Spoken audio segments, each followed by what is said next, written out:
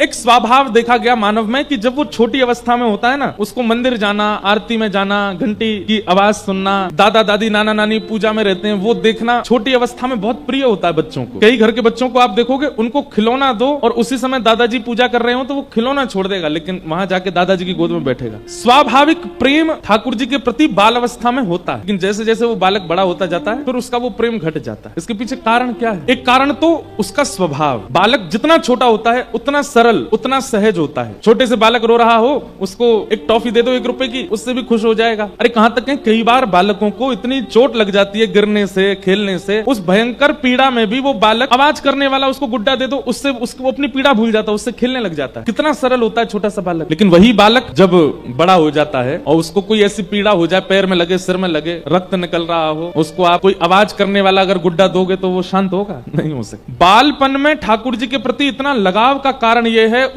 उसका निर्मल हृदय। उसको चतुराई नहीं आती, वो छल कपट नहीं जानता, वो बहुत सरल है, बहुत सहज है। ये उसका स्वभाव इतना सरल और निर्मल है, उसके स्वभाव के कारण वो ठाकुर जी से प्रेम बना रहता है। ठाकुर जी को उससे प्रेम होता है। और इतना ही नहीं, बालक जहां जाता है सबको उससे प्रेम हो जाता है, सबका मन होता है अरे ये कितना प्यारा। निष्ठुर हृदय व्यक्ति भी उसको गोद में लेने का प्रयास करता है। क्यों? क्योंकि बालक के स्वभाव में चतुराई नहीं है। हमको देख के किसी का मन क्यों नहीं होता गोदी में बैठा दो इन्हें? क्यों? चतुर हैं। आपको देख के क्यों नहीं होता? चतुर हो। इसलिए ठाकुर जी की भी इच्छा नहीं होती कि आप उनके सामने जाओ। इसीलिए आयु बढ़ने पर मंदिर से, पूजा से, सेवा से, सत्संग से युवा भटकने लग जाता, स्वभाव के कारण।